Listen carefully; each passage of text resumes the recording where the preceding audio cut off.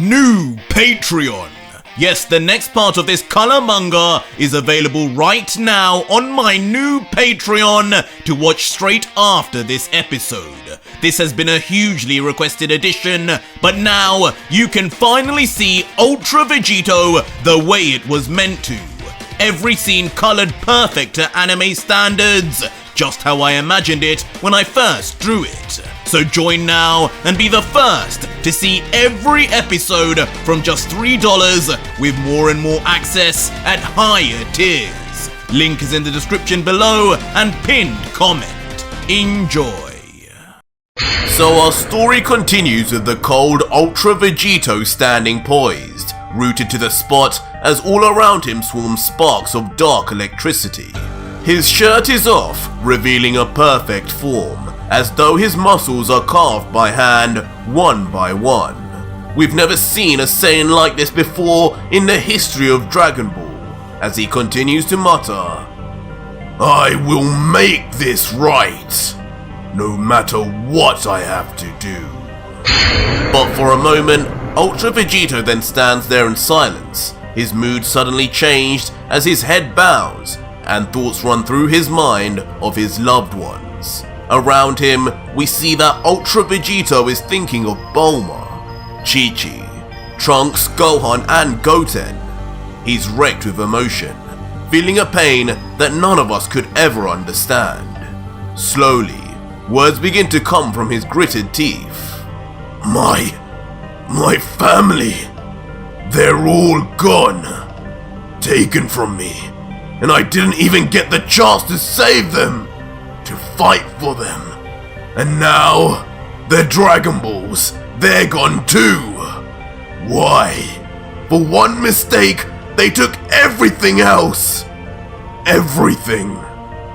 There's an unnerving coldness to Ultra Vegito's stare, like a part of him has been broken. A part that maybe once broken can never be repaired again.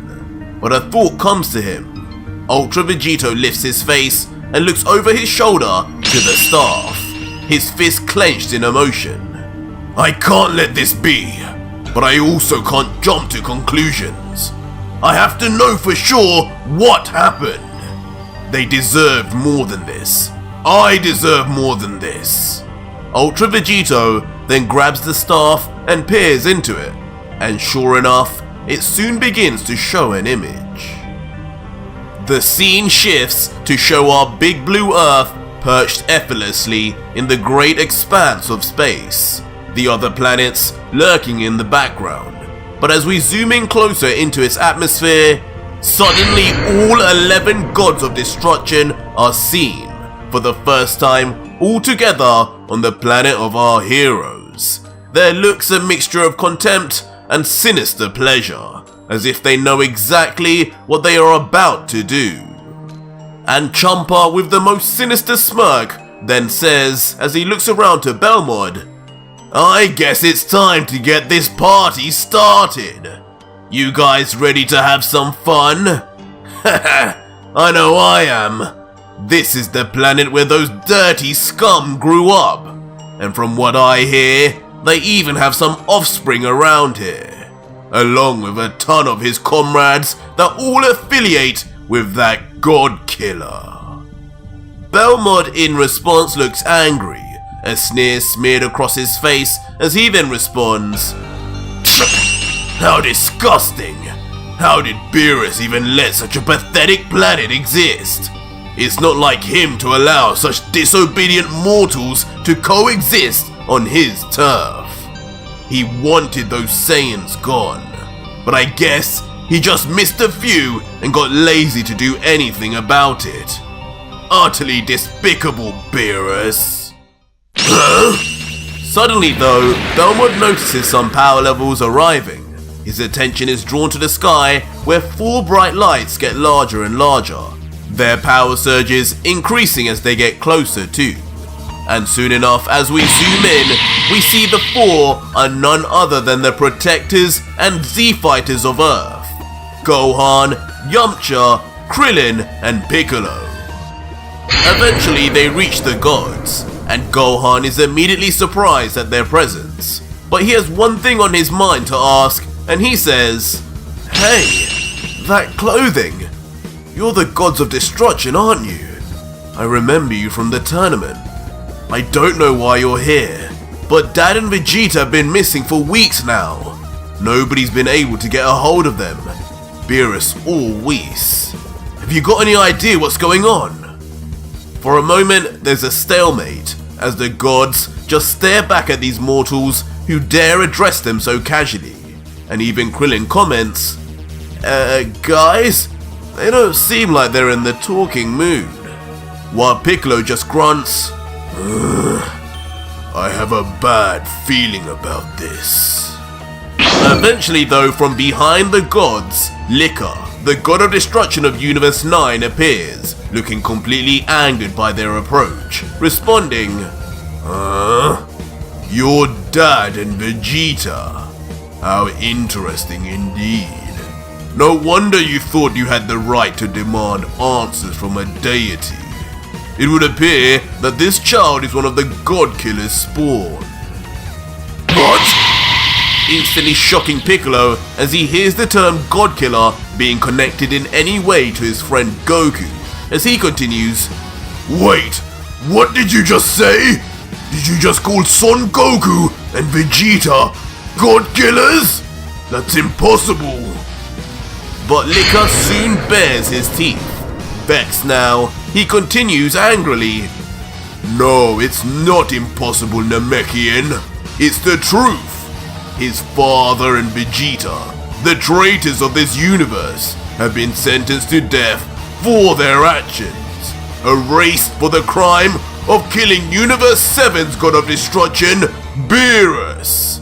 A crime we shall not stand for, and one that has still not had its toll paid." What? No! And in unison, Krillin, Yamcha and Piccolo are left in disbelief, as Yamcha tries to alleviate the situation. What? No way! There has to be some kind of mistake. They wouldn't do that. But Gohan is having a harder time receiving this information than anybody else. His mouth is wide open, sweat glistening on his face. Something inside him has clicked. He's not worrying about what they think his dad has done, he's worrying about what they've done to him. "Tell me, you didn't just say those words. You erased my dad, as in Hokkaido? You mean not even the Dragon Balls can ever bring him back now? You think you can just say that and get away with it?" And instantly, something snaps in Gohan. The same feeling covers his body as when he first saw Android 16 die before his eyes. And with a roar that has now become unlike Gohan, he screams loud, powering up, the energy surging around his body being immense. His hair stands on end, reaching to the heavens, his fist balled up and pointing down towards hell, the same place he wishes to send these gods who took his father away.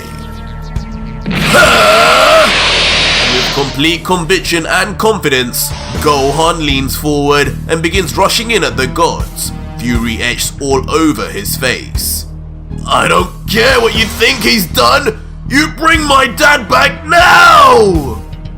Belmont though just watches with his arms on his hips, unfazed and almost amused as a sinister look creeps onto his face, and he says, "Look at this. It seems that the apple doesn't fall far from the tree, does it? Can't say I'm surprised. I guess that means we have another god killer on the loose that needs to be put down. Ridiculous. Handle him now, Liquor, so we can be done with this." And just like that, Liquor instantly teleports in front of Gohan, responding, "Gladly." Gohan, seeing this though, instantly stops in his tracks, as in front of him is now a ball of Hokkaido, immediately enlarged and ready to be shot. Gohan can't help but think in fear, "Huh? How did he get there so fast? barely saw him move. What is that energy? Is that? But determined to not waste any more time, the orb of destruction energy begins to grow at an alarming rate, and Liquor opens his mouth wide and yells, "You filthy mortal! Time to pay for your father's sins! Hakai!" For a brief moment, Gohan is mentally lost in a state of shock. He has no idea what's happening, but even if he did, there would still be nothing that he could do about it. Slowly, we see Gohan being erased from existence, his whole body disappearing as he's frozen in place, until finally, there isn't a single trace left of Son Gohan, the Saiyan who once had the most potential. Gohan, no! And Piccolo, with more emotion than he's ever shown before, yells out with futility for the man he thought of like a son, reaching out to save him even though he is now dust. And Krillin is also filled with emotion, watching as someone he has seen grown from a child completely go away, as he yells, "No! Gohan, please hold on!" But Krillin doesn't even get to finish calling out for Gohan before his face changes as something doesn't feel right. Something is off. A sudden and sharp pain in his chest beginning to emerge, and when he looks down, it's soon revealed Krillin has been tragically shot with an arrow made of destruction energy, piercing his chest and going straight through the other side. Krillin can only look down and mutter, "What? Oh, why me?" As we then see his soon-to-be murderer standing with a smile, pleased with herself, and even holding the very bow that shot Krillin. Helios, the god of destruction of universe too. She says, "Nice, that's a perfect shot. Told you fools, I knew these Hakai arrows would come in handy. Well, that's my part done. One less threat to the gods removed. You're welcome. I'll let you guys handle the rest of this scum."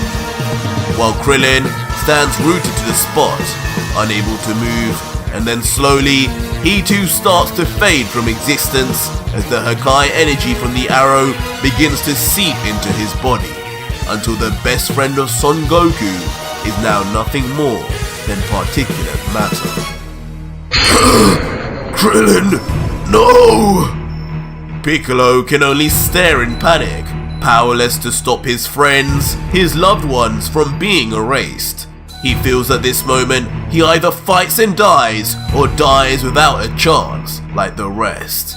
He shouts out to Yamcha, gritting his teeth, "Yamcha, listen to me, we don't have much time. I need you to back me up while I attack. This is our last chance to save Earth and everybody we love." What? But Piccolo too soon finds his words interrupted, as he now stares into a sight that no mortal should ever see, even in their worst nightmares. Surrounding Piccolo are four gods of destruction: Kitela, Sidra, Rumshi, and Arak. Their hands pointed firmly at the Namekian, blocking any escape and trapping him like a lab rat. Piccolo, staring in panic, can only let out, "No! Their speed! We can't even keep up with them, especially when their ki is undetectable!"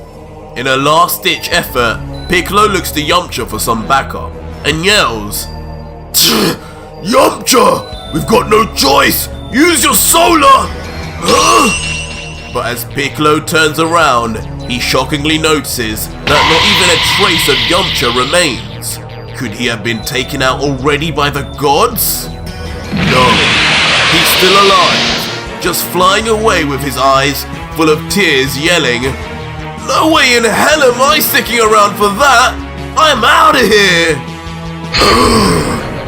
as Piccolo just watches on gobsmacked that this was the reaction of Earth's final defense. We then get a close-up on the faces of the 4 gods surrounding Piccolo. They look vengeful. Determined in their mission, in unison, they all yell, Hakai!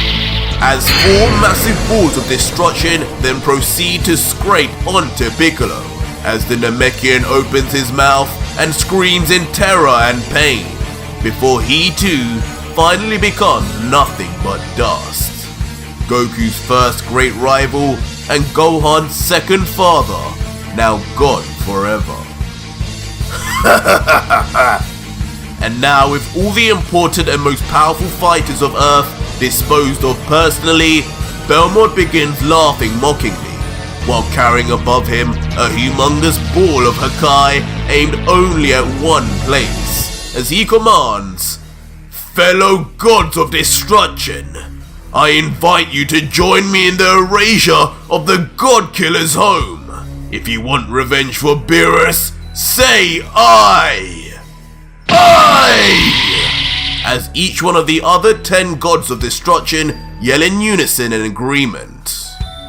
And soon after, we're treated to a shocking image of all 11 gods, hands out, and some form of Hakai energy ball, all different styles and shapes, together one final time. This is for Beerus! Hakai! And thus from the silence of space, we from a distance see all 11 Hakais impact on the Earth, inevitably causing it to slowly completely erase.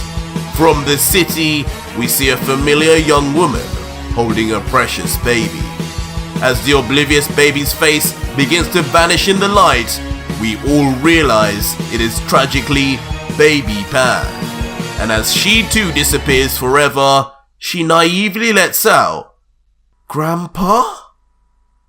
Before just like that, planet Earth and all its inhabitants are lost forever at the hands of the merciless gods of destruction. Ultra Vegito is left in complete shock, tears flowing from his eyes. No! Those monsters! They really did it! Billions of people! Innocents! My family! My friends! They'll pay! They will pay! Tears continue to flood Ultra Vegito's eyes, as for a moment he thinks in silence, wallowing in the sorrow and pain of what he's just witnessed. In that moment, he can only call out the name of his first son. Gohan, I'm so sorry. Take me to their killers now! But suddenly, in a rage, like a switch has flipped, Ultra Vegito yells at the staff he wields as if it were his slave, and instantly, he and the angelic staff find themselves shooting off majestically. Eventually, Vegito arrives somewhere foreign, in another universe, in a place he's never seen before. His fury is slowly replaced with intrigue as he looks around, wondering where Whis' staff has taken him to. What the? Where the hell am I?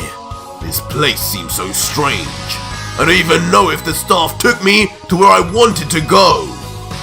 Vegito thinks for a second, looking around at the strange inhabitants of this planet that are looking back at him from the shadows, just as confused as he is.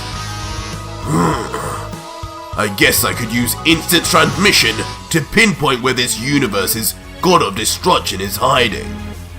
Vegito places 2 fingers to his head and waits, but nothing happens. Then he realizes what he's done wrong. Oh right, I forgot. I can't sense a god's key signature! Damn it! Hold up. Maybe I can. Vegito then violently grabs the staff and yells out, Take me to this universe's god of destruction immediately! And the staff then mysteriously once again does as it's told, and Vegito shoots off once more, leaving as quickly as he arrived. And Ultra Vegito then suddenly arrives on another strange planet, this time on one very similar to Beerus's old home. Huh? Immediately, Licker's angel Corn senses an intruder, his eyes darting to the direction of where his senses are rising from. He informs Licker by his side, "My lord, I do not mean to alarm you, but it appears that someone has arrived, and if I'm not mistaken, I believe your life may be in danger." Oh. At first, Licker appears unbothered, but a sense of curiosity then inevitably reaches him as he responds, "My life in danger? Now who the hell would be powerful enough in this universe to make you say that, Corn?" "Probably the God Killer, you damn fox! And I think it's time to remind you why I have that name." Instantly starting the duo who could not sense Ultra Vegito in his perfected form. "Huh? Who the hell is that?" While Corn says, "No, that staff." And as Vegito slowly descends, he mockingly lets out, "Look at your dumb faces! Do you even realize yet who has arrived before you? I guess it's been 10 years. Maybe you're starting to lose your eyesight in your old age, Licker." "What? It's you! How? How is this possible? You should be dead. You should have been erased." As now Licker's face changes to one of shock as it finally becomes clear who this figure in the air is. Meanwhile, Vegito descends laughing. "About time, you dumb fox!" Before landing on the ground, simultaneously stabbing the staff into the floor for it to stand up by itself upright. Vegito then continues, responding to Licker saying, "But yes, Fox, you're right. I should be dead. And in fact, I am. On the inside. What is before you now is a ghost of my former self.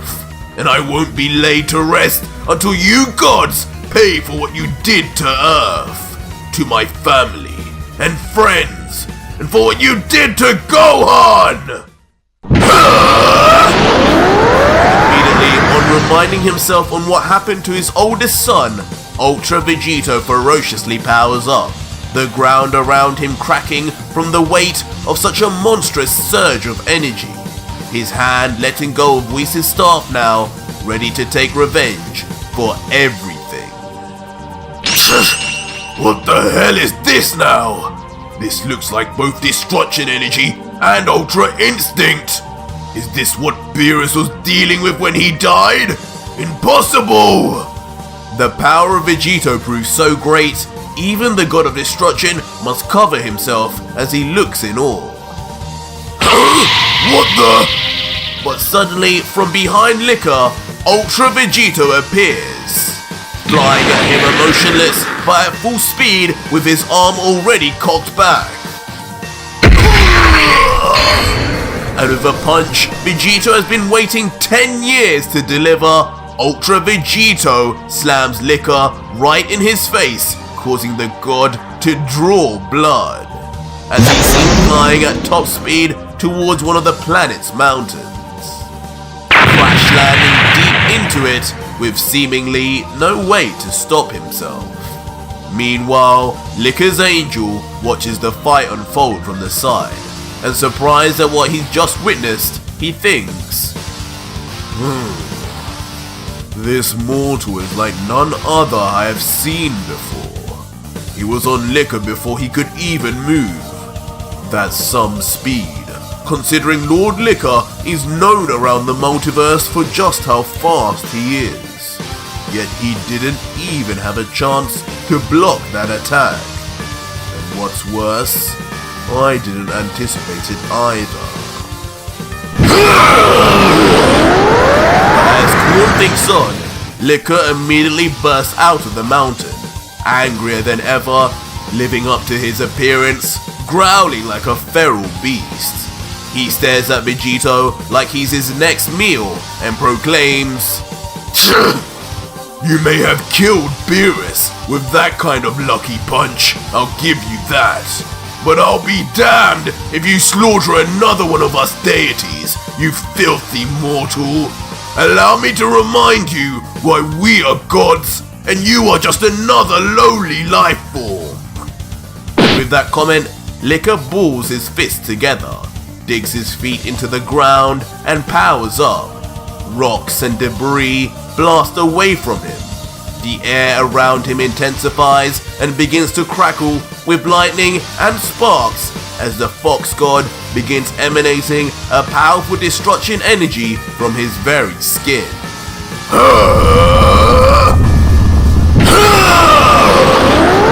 And from behind, he suddenly sprouts 9 tails, each one with a small but concentrated ball of destruction energy sitting at the top. Ultra Vegito, meanwhile, seeing this, is left completely taken aback for a second. With a bemused face, he responds, "What the? A 9-tailed fox, huh? Now why does that sound familiar?" Thinking back to an old anime Trunks was watching on TV. Liquor, on the other hand, doesn't find any of this funny. He's serious in his intentions, and as he gears up to fire, he yells, "Prepare to die, God Killer!" And just like that, Liquor instantly sends off all 9 balls of her kind, shot like cannonballs, each one so dangerous, just the slightest graze would result in complete erasure. But Ultra Vegito, either stupidly or confidently, remains totally calm, completely unfazed as he stands there watching as the balls of energy approach him. He just stares on coldly and thinks to himself, "That's really the best he's got? Ridiculous. I grow tired of this already. This is no challenge whatsoever. It seems I found myself at the home of the weakest god. Typical. I'll end this here and now find the others. Hopefully, they'll at least make me break a sweat before I dispose of them." And with that said, Vegito conjures his signature energy sword in his left arm. A blade so sharp it could cut through anything. A true Godslayer blade. He plants his feet into the ground, waiting for the right moment to attack, taking his time before Ultra Vegito, without any fear, shoots into the heart of the balls of energy, and skillfully he moves through them, dodging each at the very last second until before Liquor can understand what's going on, Ultra Vegito lands perfectly beside him, balancing on one knee, his back to him, his blade still drawn behind him, and his face looking away as if he doesn't need to see what he's done because he already knows. Meanwhile, we see Liquor's face is decidedly different, full of shock and open mouth. As he stands there with that frozen face, he inexplicably is still in that position and only mutters the words, "God Killer." And we then go into the view of Liquor, who at the moment can see his beloved angel Corn, until suddenly, the angle of his view sharply changes, before falling on the ground and turning in a way that should just not be possible. And standing there, now headless, with Liquor's skull on the ground, is a decapitated god of destruction, explaining exactly what we just saw. After enough blood gushes out, Liquor's lifeless body eventually then falls to the ground, to the back of a now standing Vegito. Coldly, knowing his job is now done, Vegito then retracts his energy blade. And with now not even the slightest sign of remorse, Ultra Vegito then walks over to the deceased body and looks down, saying, 10 years! 10 years just so you could last less than a minute against me. No wonder you wanted me dead. How could a god command any respect knowing full well they couldn't even hold a candle to a mortal? Soon, Vegito just as calmly places his hand out, and using his perfectly controlled destruction energy, creates his own ball of Hakai. As he looks down on Liquor one last time, he says, "Not even death is enough for you, Fox. You and your kind erased everything I ever loved, everything in my life that was good. They can't even enjoy the afterlife because of your actions. And now, neither will you. Hakai!" And with that, Ultra Vegito mercilessly erases what's left of Liquor, his decapitated body and lone head too. And now, with at least Gohan avenged, Vegito walks back over to Whis' staff, ready to leave for his next destination and victim. But from behind, Korn calls out, "Wait, Vegito." The angel has been watching patiently, and with a slight bit of hesitation proclaims, "Before you go, there is something I must say to you. That staff that you wield as your own is not for mortal use. As I'm sure you are aware, that belongs to my dear brother Whis. I know not what you have done to him, nor how you are even able to wield its power. But it's blasphemous for an angel's instrument to be handled by those it is not meant for, especially for the evil deeds you are carrying out. I suggest that you leave that here, for you have already done enough to dirty the name of the angels, and I will not stand for any more." For a moment, there is a silence as Vegito says nothing in return. But with a sudden and maniacal turn of his face, Ultra Vegito is seen as he lets out incredibly, "Oh yeah? Then do something about it, weakling!" But that was it for today's video, guys, and if you made it this far, leave me a hashtag color in the comments down below, and head over to my new Patreon right now to see the next episode with this insane artwork. Ultra Vegito fully colored, voice acted, soundtracked, and edited the way it was always meant to be seen. Starting from just $3, it's the deal of the century.